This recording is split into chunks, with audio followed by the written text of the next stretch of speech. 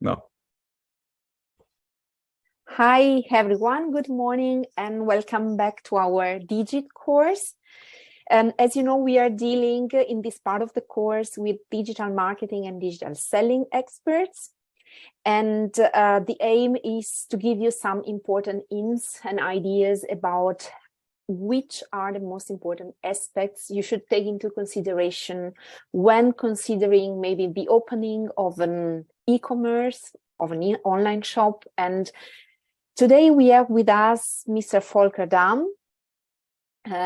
We can define him as an e-commerce expert, among other fields he's got the chance to gather his expertise in. So I say a warm welcome to Mr. Dahm. Hi, nice to have you with us today. And yes, I'll give the floor to you, Mr. Dahm. So if you could briefly introduce yourself before we start with our interview. Yes, thank you, Mrs. Saviori, for the interview and the chance to talk with you and the audience.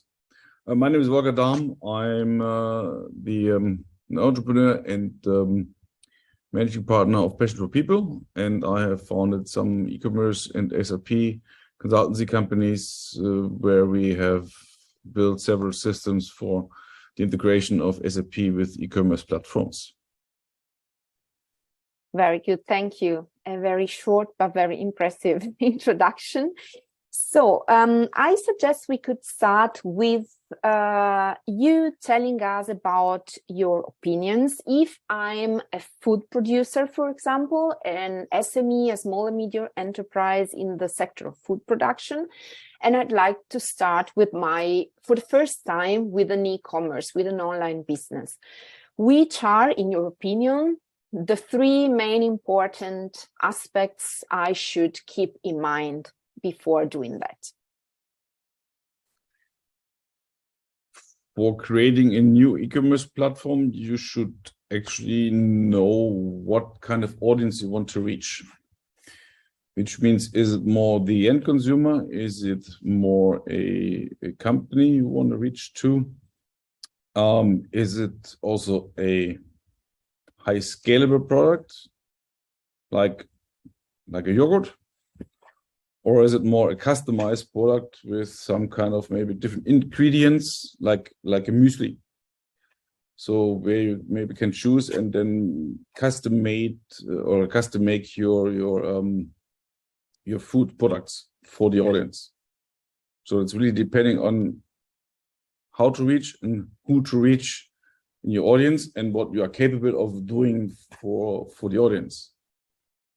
Yes, this would be identifying the buyer persona, basically, or the buyer entity of my product, right? Correct. Based on this, you have to decide, okay, what kind of system I can use. So what do I need to do actually in order to choose the best system, if you talk technical wise? So meaning if I just want to buy a standard yogurt and standard products, it's a much easier process and much easier, let's say, platform which you can use. As more you want to customize your product, as more is customizable, like my muesli, for example, the more sophisticated software you need to actually fulfill the requirements of the customers. Yes. As well as your approach to the customer himself, it's maybe different. Yes, I understand. So first of all, the client. The second point would be the platform, choosing the technical system which can support me during the creation of my e-commerce. Do you have, concerning the system, some suggestions you can give us? What is more suitable for SMEs in my sector, in the case I'm producing food? Like I said, it depends on. If I want, let's say, make it very standardized one, then I think nowadays we have the e-commerce or the web shops where you can buy like Strato or others, where it's very easy to set up, which is very easy if you have not enough personnel or short of personnel. then they are customized and you can fill some pictures in there and you can start by yourself. It's not that you need an agency for that. As more it gets into customizable items, as more you need help from others, because yes, you can also buy their like oral commerce, where more like giving you also out of the box some options in customize your web shop, but still as more customized parts, as more customized options you are going to give, as more you need the help of marketing agencies, which helps you to set up the shop. As well, integrate into your system. So one is, yes, I just put a shop in there and just sell something, so to say. If it's standardized, then I don't need too much automation between the process of ordering and the process of selling and distributing. But as more customizing and more high numbers do you reach, as more you need also integration into your systems. Otherwise, you get overwhelmed with the amount of deliveries, and you cannot handle this anymore. So that's really I can do my own stuff. I don't need any agency, and those shops are doing their job perfectly. On the other hand, it's a high integration and a high automation if you have really scalable products, customizable products, and have a high number of deliveries to do. So that's basically, and then you definitely need some kind of marketing or agencies or computer specialists who helps you to actually do this. Yes, and I guess it is the same if we talk about monitoring my activity, right, on my online shop. I guess if I have a much complete and complex system, I do have a different and more in detail feedback about my activity, about who my customers are, how much am I selling during which month of the year, and do you have some hints about that or some suggestions about the monitoring of the activity? Well, the question is, yes, where do I get those information? Is it a shop or is it coming from my marketing activities? Yes, right. One thing is, yes, you can see, okay, who or have ordered what in your shop. And sure, if you have using a small standardized shop, you may have some small data science or those small data handling and extraction tools. As high you get, as more complicated system you're going to use, as much more possibilities you get to actually create your own analysis. That's for sure. But for me, it's more the question: is it enough from the from the shop himself? We talk about e-commerce, or do you need also from your marketing activities? So, meaning how much do you have spent on Google Ads if you use Google Ads? What's the conversion rate on Google Ads? Why is it good or bad? So then you take a look more into Google Analytics, find out, okay, how well is spent the budget? And how well is your, let's say, site structured? One side is the e-commerce or the shop himself, but also what you need is landing pages and content, which plays also a big role in how many people are going to find your shop. Which means you have to take a look, okay, how is my homepage structured? How is the content there? Is it SEO optimized? Is it working perfectly? If it's healthy, do you have some broken links or name it? Some technical stuff behind the scenes which you don't see, that actually the people are going to find your products. And that also plays a role of how good is the shop. So how good is your system? How good is your, let's say, description of your pictures, your metadata, which you send with those kind of information to Google? How easy is it for Google to search, or Bing, name it, all those platforms, most likely the same. How good is the content which fits into your product? So meaning selling yogurt and then talking about meat, Google is not going to find you. So meaning you have to create some good content about your yogurt. They Google recognize, oh, okay, there's an interesting page because they're talking about yogurt and it seems to be very attractive. So then you get ranked up on top of the pages. Yes, no, that's a very good point, because one of the questions the companies always have is like, should my website be a sort of completing the content of my shop, or must the shop itself be an argument for my customer to buy? Or is it like the customer buys because 50% he is convinced by my shop, and the other 50% he or she are convinced by my website? Or how do you see this proportion among website and the landing page to web shop and the landing page of the company's web page, basically? They are linked. There's no percentage. If the company's homepage is not, let's call it, performing on Google Analytics or on Google, then your web shop is not performing. Right. Even the best web shop in the world, but if your homepage, which is linked to the web shop, is not performing well, then most likely it's hard to find the shop himself.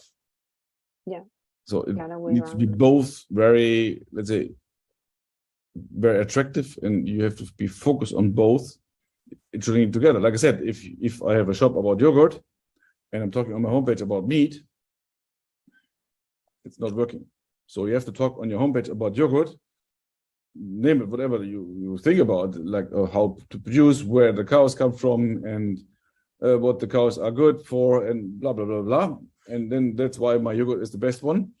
That also be linked to your shop, and then see, okay, this yogurt is coming from this specific region with the specific cows, whatever, name it, specific farmer, whatever.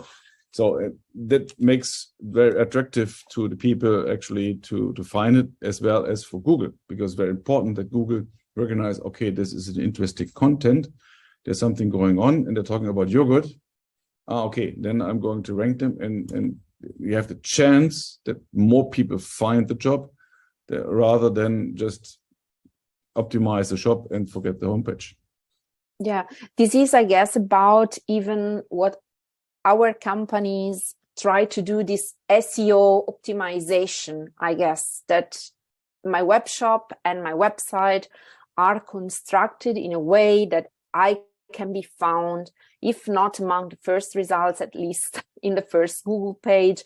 And do you think for a small company, this SEO optimization can be managed internally, or it is in any case better? I'm talking about an SME, a small company, that an expert keeps an eye on that.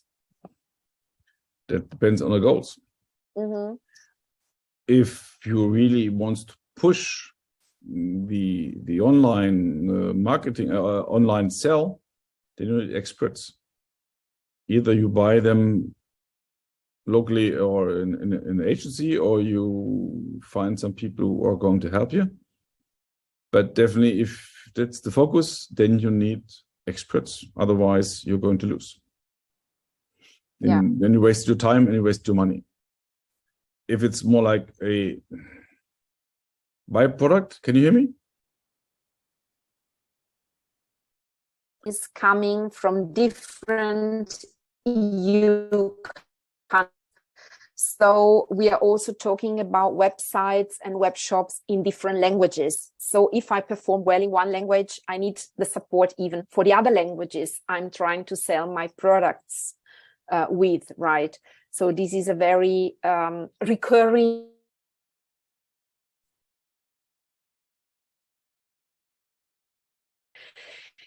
we notice that it really even depends on the number of languages you have on the website, right? And this is a very good point for any new project like ours.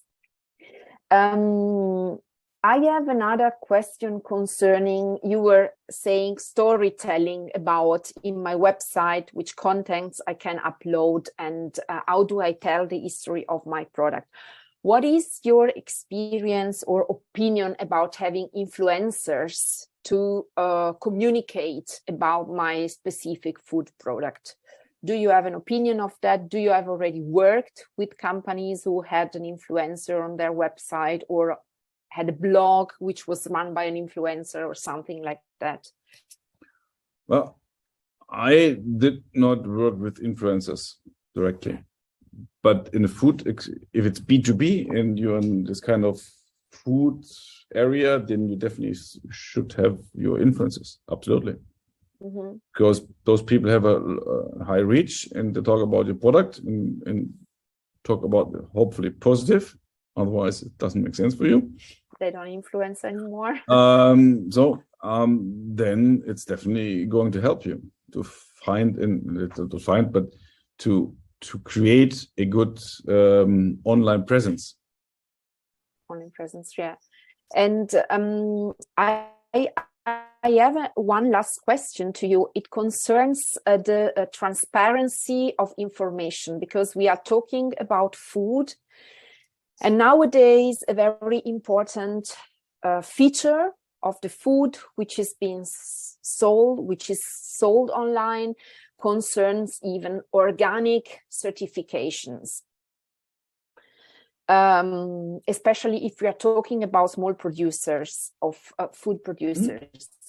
Do you think it is worth uploading the certifications concerning every single product on my website or on my web shop, or is that a certification which can be required and then I send it if required, and I just put a stamp which says my product is organic, is bio in German, right? Well, this is the question. Or do you think I should need to put the certifications I have directly online in my web shop or on my website? You should talk about it.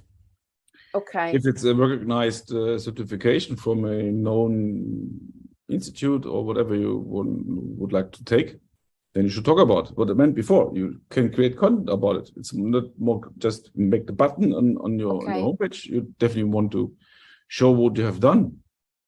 Like via videos. Well, it's a differentiator. So why you have received that kind of certificate? What have you done to achieve it?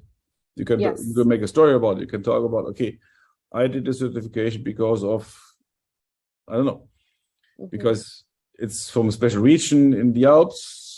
The cows are living in 2,500 meters in the summer, and that's why I have chosen the milk for that specific yogurt.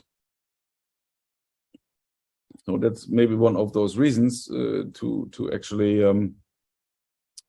talk about it.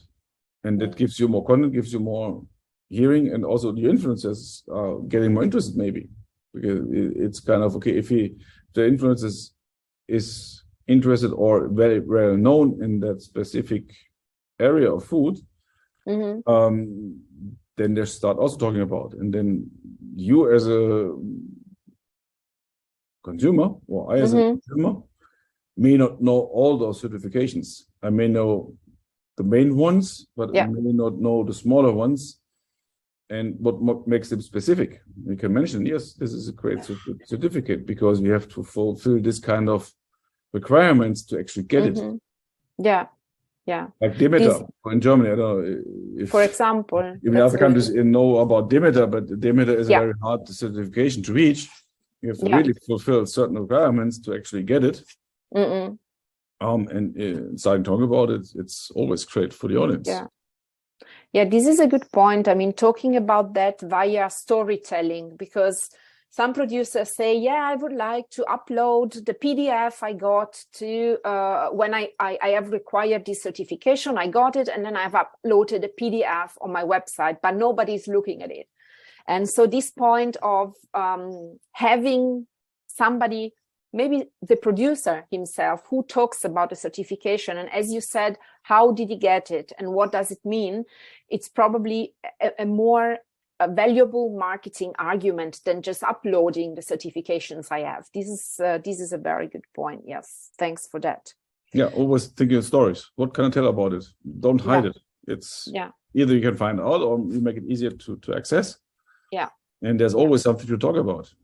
Yeah, because behind the scenes, behind the certificate, how long does it take? Oh, it took me 2 years because of I have made this stony road to get it. Yeah, I have chosen this certificate because of several reasons, and this and this and this. So there I think is always a story behind it, why and how you did it and how you have achieved it. Yeah. This is a very good point. We didn't think about that, and I'm very thankful that you mentioned that, because many said, okay, the certificates, I can always send them, but in the end, nobody reads them. Yeah, that's probably true, because the consumer just looks at the website and is more interested in watching a video, as you said, about how I reached this certification or what does it mean, instead of downloading 12 pages of a Demeter certification, which, you can also do that afterwards, maybe, but it's not the main reason impacting this consumer buying my food in the end. Yeah, there might be some people who are interested in that, but I guess that's a very small percentage. Exactly. Just want to have some stories and understand, okay, Demeter is good.